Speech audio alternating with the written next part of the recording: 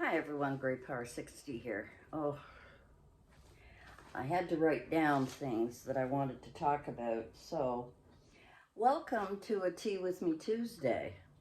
I've decided to start up again, and that way I'm not chatting in my crafting videos and so on. So, today's kind of a grab a cup of tea or your favorite beverage, coffee, whatever, and join me for a little chat. I've written a few things down that I may or may not want to cover, but it's important for me to kind of keep you abreast of what's going on with Mom. Mom has declined quite a bit, quite a bit. She doesn't know what's wrong with her and lashes out now. Before, I used to be able to smile, laugh, dance around, give her a hug, and encourage her to do things like her hygiene things, like going to the bathroom or, changing. She still refuses baths, showers, washing. I've tried everything that I know. And we had a couple of days that I had a meltdown.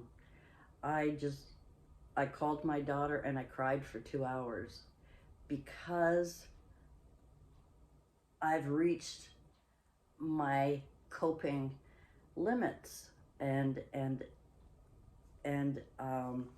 I have all of these thoughts of anger and guilt and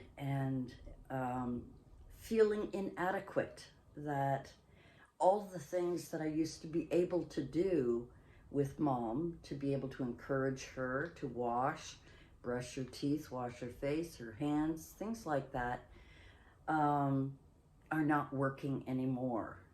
And we had an emergency assessment done.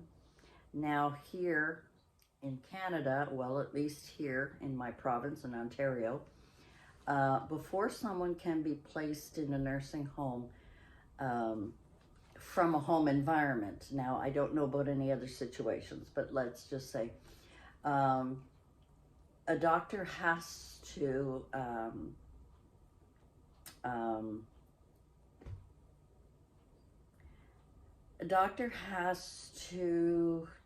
what's the word I'm looking for? Oh my God. Anyway, geriatric psychiatry comes involved, and the doctor has to ask them to come and assess Mom. There's an organization. They've changed the name so many times, I don't know, but it involves Champlain. So that's the name of. They have been awesome with me.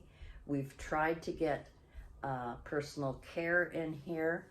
There's a lot of wonderful girls and one gentleman, as I mentioned before, that are great for just sitting with Mom so I can go out. Problem is, I need help with a qualified personal assistant, a qualified nurse, a qualified person who deals with how to encourage personal hygiene with their clients, and they don't have enough of them. There are a lot of young people who have gone through the whole, what do they call it, personal assistant, PSW, personal social worker, I don't know, but anyway, there was only one girl who was great, but she helped me more than Mom, but she could try. She tried to help Mom, but it doesn't work. So that's beside the point. So we had geriatric psychiatry. The girl came in. It was a 2-hour session, mostly me answering questions, because she noticed Mom walking around. Mom did not want her here. Mom wanted her to leave. When she came in, she told her to leave.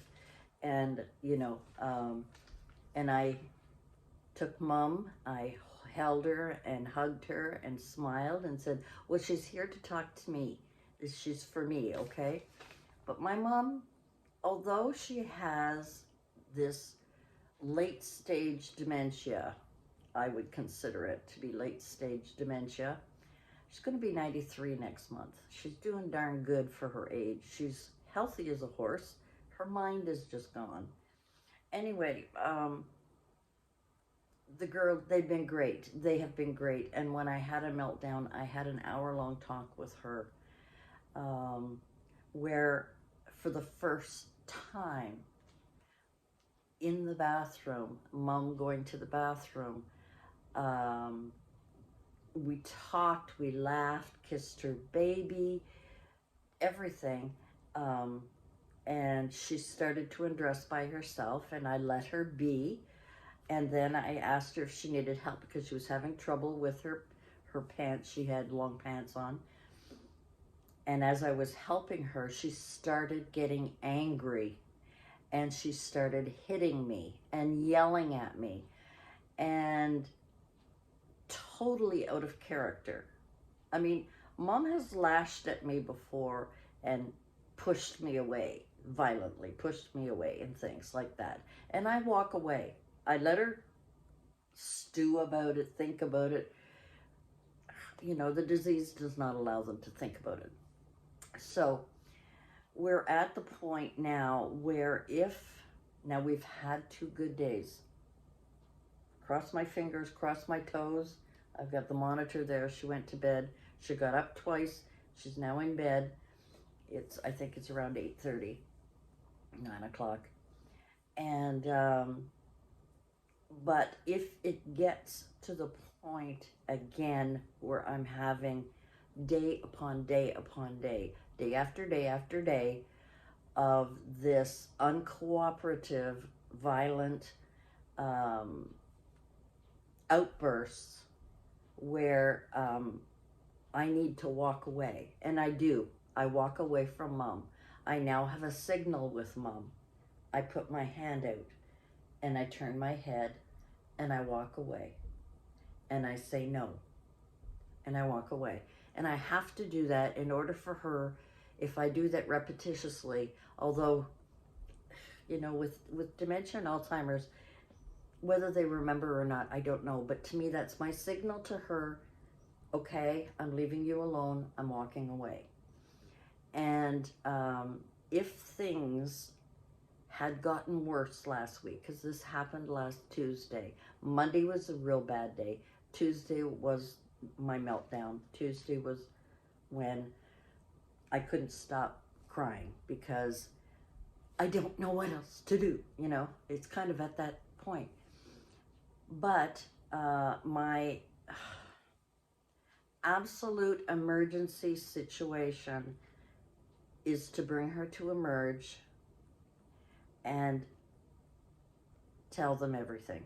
And, you know, she's not sick, but maybe she is. She won't allow anyone to examine her. She won't allow anybody to touch her, help her undress, dress, anything. Only me.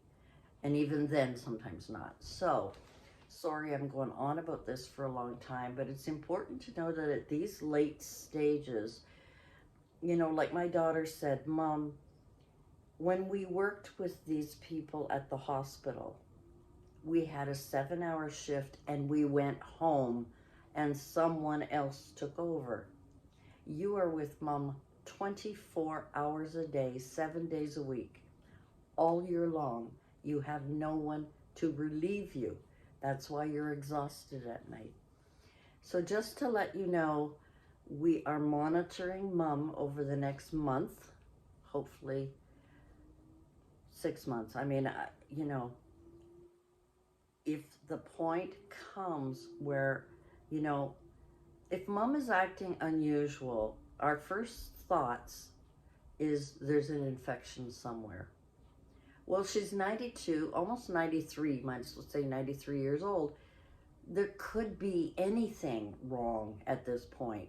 Her kidneys could be failing. She could have heart disease. She could have lung problems. She could have, you know, cancer. She could have, I mean, not, but I'm just, you know, we're throwing everything. UTI, she could be, well, she's not constipated because she has very good bowel movements. I've assured what she's eating helps that, and she's been doing really, really well, which I'm pleased about. But anyway, so that is my situation. Should it get to the point that they've told me, the geriatric psychiatry people have told me, and Champlain, my representative for Mom's placement, has told me, you've done a great job. You've been looking after her for 8 years. She's declining. She's getting to the point where you can't handle it. And when you cannot handle it anymore, and there is no room right now in a place for Mom, that you have to take her to emergency. You have to. And I said, I can't do it alone. I will have to get my daughter to come with me because I can't do it. I somewhat feel like a failure and somewhat not, because I know my limitations. So that is where we're at with Mom. It's a wait and see. We have antibiotics. There's a prescription to be picked up for antibiotics for Mom in case. This is kind of a booster antibiotic. It's a one-time thing to see if that affects her temperament, because, you know, if it's a UTI, we've had that before. If she's been constipated, if she has UTI, sorry I'm saying all of these things, but it's life. We all do it, we all have it. That's when we've noticed changes. But because it's dementia, and because as they decline, as their brain is dying, their cognitive abilities are out the window. So I just wanted to let you know that that is kind of why I haven't been putting up any craft videos. I have not been able to. You know, I used to shower every day, at least every second day. I used to look after myself, my face, my cleaning things, my fingernails, clean the house. I'm so exhausted at night, I can't. So I try and clean. You watched me do my deep cleaning of my fridge that needed it desperately. And Mom came in to watch, which is great because it gives her something to watch and do. And that's great. And I talk to her about it when I'm doing it and why I'm doing it and blah, blah, blah. You know, they have the conversation, right? So to let you know, I have to not feel guilty, which is impossible. A mother looking at a daughter looking after a declining mother will always feel guilty, unless she hates her mother or something or whatever. I don't know. But anyway, there's always going to be guilt. There's always going to be sadness. There's always going to come a point when I'm going to have to give up. And that is really, really hard on me. So doing my crafting has been kind of sporadic, because when I have a good day with Mom and she goes to bed early enough, and I take out my supplies or what's in my room and start playing and doing creative things, is totally a stress reliever for me. So I apologize for not having videos out, but that's where we're at with Mom. The problem is Mom would have been placed a long time ago, within the last 3 to 6 months, if she did not need a lockdown situation. But Mom is a wanderer. She's an escape artist. She constantly tries to get out. She goes from door to door trying to open them. She can open the balcony, but because they've replaced, and I've mentioned it before, with glass instead of the bars with our new balcony, she doesn't like it. I think the image is she could fall off. So she doesn't even go out, you know. She did once or twice about a month ago, but, you know, only with my help. So she just opens the door, closes the door, go to the other door, tries to get out. So she needs to be in a locked situation. Most Alzheimer dementia patients are in a lockdown situation where, you know, if they're in a nursing home, that wing is, you know, is locked and you can't get in or get out without assistance from staff or, you know, whatever, a pass of some kind that opens the door. So those are the challenges that I have had to deal with in the last little while. And I needed to let you know because you've watched Mom. I was looking at old videos when Mom helped me clean my room, when we sat on the balcony and chatted. And it's not, she's not the same person anymore. And it's really sad to see, but so that is 16 minutes into my video. I didn't want to spend that much time on it, but that's what, you know, she eats well, she sleeps well. The rest of the time is very, very difficult. So trying to clean. One thing she does like, watches me vacuum. She loves that. She likes watching me dust. She likes that. That's great. But if I have to go into like the bathroom and wash everything down, she can't see what's going on and she gets agitated. And I have to drop what I'm doing, come out, keep her company, and then go back and try and finish. In the kitchen, it's a bigger room and she can stand beside the stove or beside the door, beside anything, and watch me, and I can talk to her. Whether she understands or not, I don't know anymore, and she probably understands some, but as quickly as it goes in, it's gone. You know, as quickly as it, that is the hardest thing to realize when you're dealing with a person with late stage dementia or Alzheimer's or even middle stage, is that you can tell them something and ask them to repeat it. They don't know. They don't. So anyway, that is Mom. That is me. That's why I'm concerned about my channel, because I can't give you the proper content that you really deserve. And I'm hoping that over the next year, we'll be able to adjust that. I looked, and I have been on YouTube since March of 2015.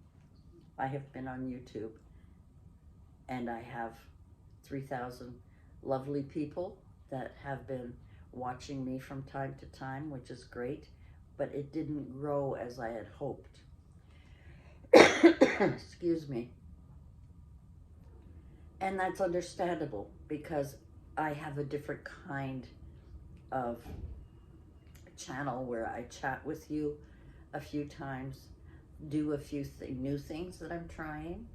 I was watching Thelma the other day, yesterday I think. I was watching her show off her Halloween grungy junk journal, which was cute. She does so much work. She did, you know.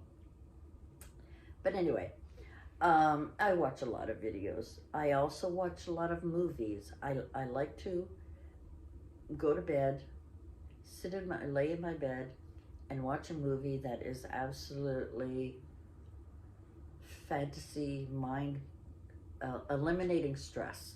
So that's my escape. So that is one thing I wanted to talk about. The other thing I wanted to talk about is the high cost of living right now is absolutely crazy. Crazy in that our gas prices are going up. So when I want to drive Mom around, because I used to do that, now a couple of times, you know, Mom's gotten into the car actually not knowing how to sit down in the car. I've had to show her a few times. Other times I'll get her ready in there, and when I go and sit on the on the driver's side, she'll tell me to get out. That I'm not. It's not my place. It's for somebody else. You know, that's happened a few times. I just to show you a couple of incidences.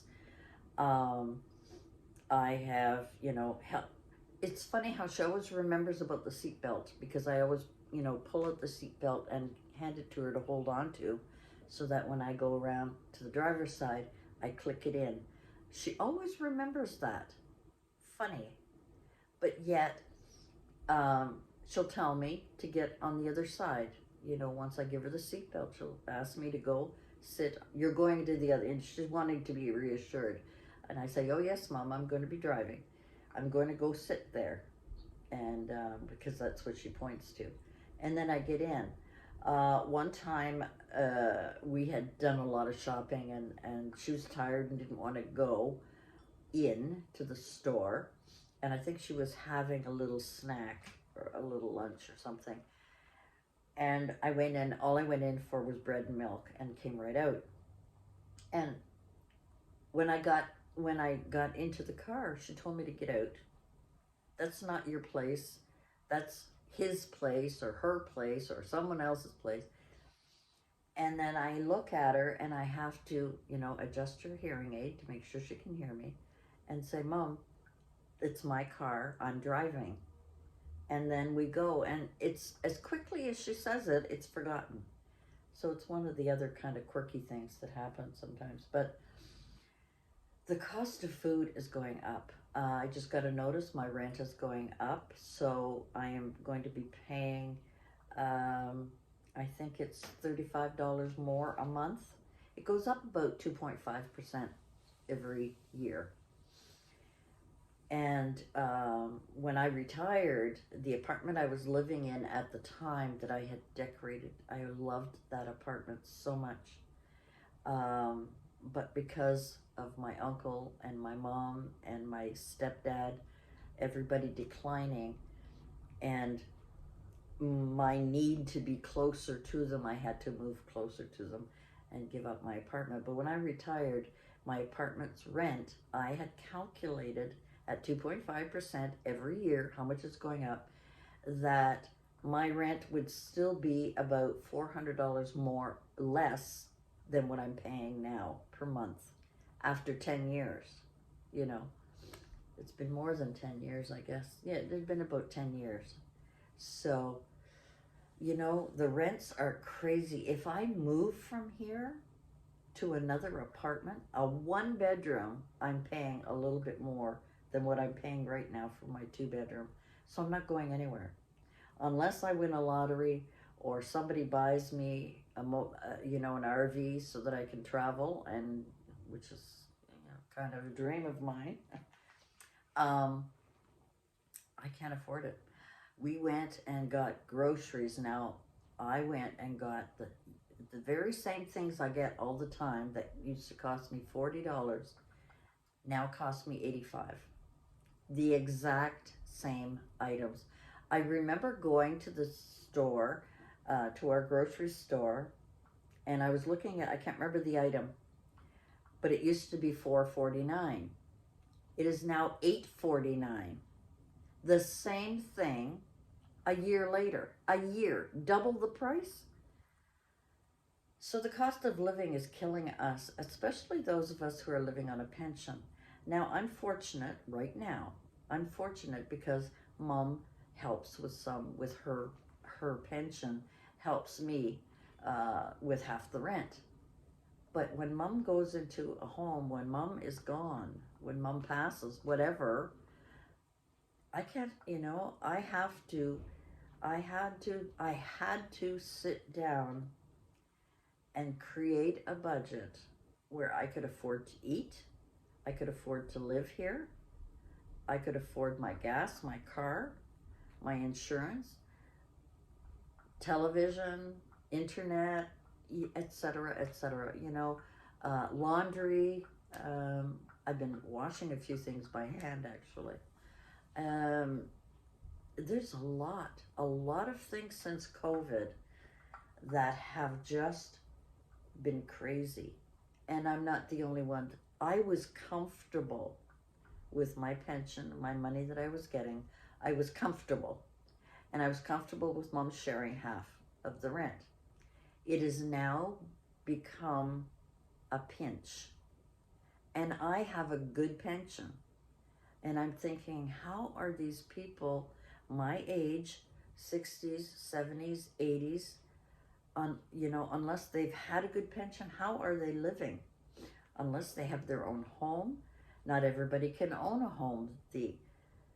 Those people who bought houses when the market was crazy and everything was selling like crazy, the market went nuts. People bought these homes, but then the mortgage rates went way up and now they can't afford them and they're selling them. The same houses that I was looking at thinking, in my dreams, if ever I win a lottery, this is the cute little bungalow that I would love to have that has a nice yard, all one level, extra bedroom, for my crafts and, kind of, it's in a nice neighborhood where I could go for walks. It's near a park. Those houses are back on the market and they're selling for what they paid or less. So, I'm not the only one. There's a lot of us that are dying for things to change, and things are not changing. Since COVID, we've had a lot of mental health issues. A lot of people lashing out, where you get these Karens. They are not only small incidences. These are people who are mentally ill, who after the pandemic have so much anger and so much frustration and fear in them that they're lashing. They're lashing out at anyone and everything.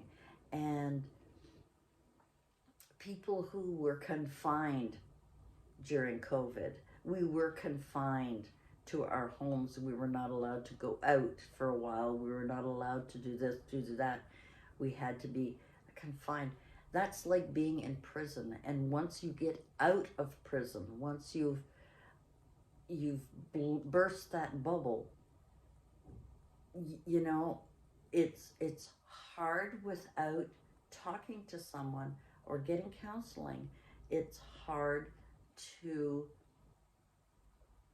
adjust your thinking because we live in such a commercial, obsessive world of commercial products, buying this, looking good, being perfect, watching this craziness on TV, where people are watching these stupid shows, these stupid reality shows, these housewives of wherever, which is absolute acting and not reality at all.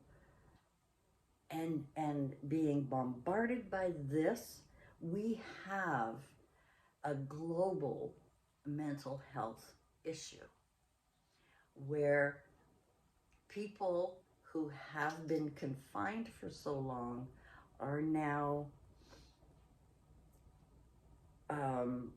becoming more and more selfish, self-involved, narcissistic.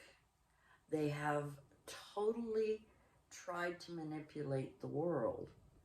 And that is, I'm going to say it's not their fault. I think it's the result. It's the result of a disease that has crushed the world, a disease that has crushed each of us into a prison bubble.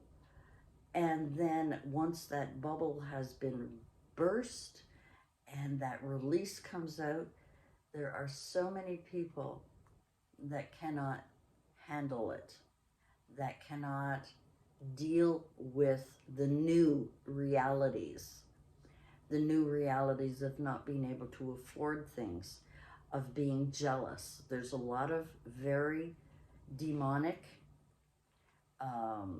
characteristics and temperaments that come out in people who have been in that pandemic situation.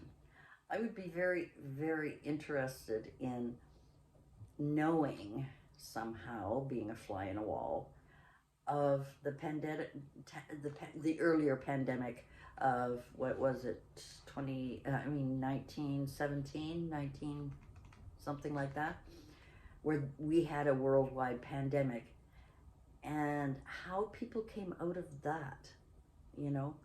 Now I think the difference is that we have become so materialistic and so selfish and demanding of everything that the mental health of it all has become twisted.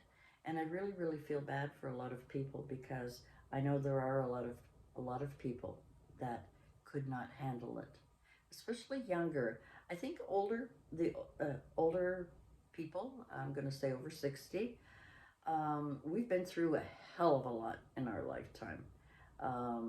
We've been through, you know, the war in Vietnam, the Korean War. We've been through, you know, so many major changes in society with the,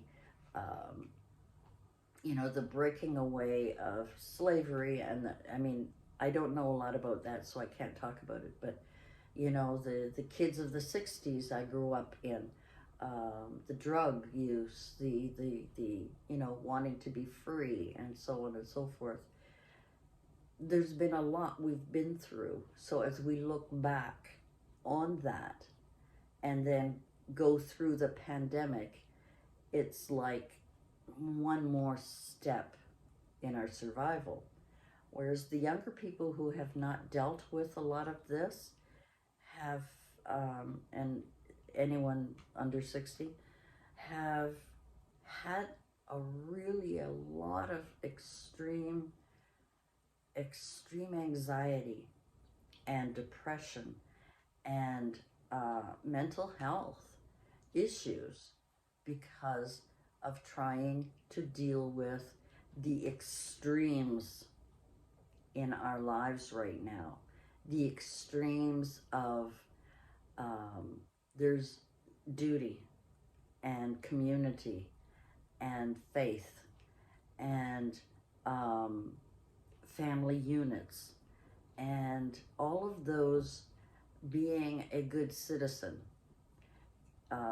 kindness, all of these things have evaporated, and they are not being they're not being embraced anymore. And having too much, wanting to be famous, wanting to be rich, without the work, without, you know, just gimme, I want, this is mine, I deserve it, I'm allowed to do it because I feel better. You know, all of these very, very selfish feelings that people are going through is a result of our confinement. You know, that's my belief. I mean, I could be wrong, but it seems to me that that is part of our issues today. And people have lost their faith because they've lost family members. They're angry with the government. They're angry with corporate industrialists or imperialists or whatever you want to call them, and feel helpless, therefore lash out at their neighbor, lash out at someone they don't even know, lash out. And you know that this is internal problems that they have. Anyone who lashes out comes from an internal problem. So I really, really feel bad. And the one person that I absolutely admire is Jordan Peterson. He is an amazing speaker. He's an amazing psychologist. He has it down pat. and he talks about the issues that are true, and he's intelligent, articulate, and I love watching some of the things he goes through. He's opened my eyes to a few things, a lot of things I already knew. Um, just being a mature woman who actually, has read things and experienced things and went to school for things, etc., etc. I mean, I'm not a super. I don't have a degree from a university, but I certainly am well read and well informed, and he's absolutely wonderful. So I'm hoping that um, people like him who come out not blaming us on our mental issues, but trying to help us through these things. And that's what people need. And that's what we all need. We all need help. And I'm just hoping that some severe cases need to be addressed. I'm not going to talk about some issues that I feel really bad about because I don't know enough about the problems that some of our young people are having. And I think parents should not give in to children's whims. We all felt a certain way at a certain age. We all did things at different stages of our life. And hopefully most of us have had good friends, good parents, ministers, teachers that have taught us well to understand that we have all, at one point or another, gone through the same stages from the time that we're toddlers, newborns, to the time that we pass away when we're old and gray, if we last that long. We all experience different stages of what people are going through today. A lot of it I don't understand. A lot of it I don't want to talk about because everyone has their own feelings about things. But I just hope that we all heal the crisis that we have all been going through and the aftermath of the pandemic. And I'm hoping prices are going to go down and we'll be able to afford to eat properly again.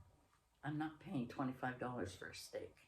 Mind you, I don't eat red meat very often. I mean, hamburgers, yes, but, I am not going to pay, $30 for a chicken or something. I mean, not that it is, but I'm giving you crazy examples, However, I will pay $100 for a box of tea. I have to have my tea.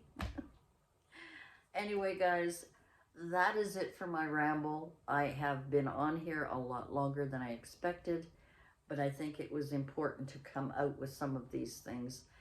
And let me know if you have the same feelings about post-pandemic with the rising costs of food and accommodations.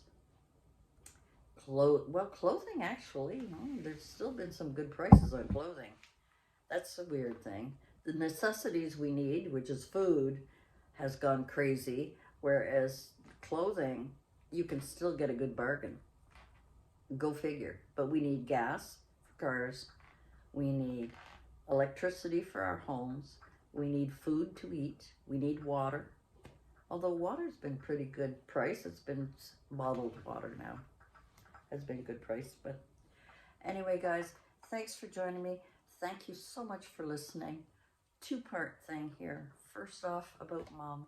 Secondly, about my shaking my head and worrying about the mental health of our country, your country, my country, of everyone post-pandemic. And just, if you want, you don't have to, but if you want to leave a little comment below And let me know if you wondered about some of these issues. If you've kind of something click in your head going, something's not quite right now. And what happened to get us to that point? It's rather interesting and curious. It's a very sociological question, interest that I find fascinating and interesting. And thanks for joining me. I didn't drink much of my tea. I'm going to go heat it up and have some more. Thanks for joining me, and we'll see you again next time. Bye for now.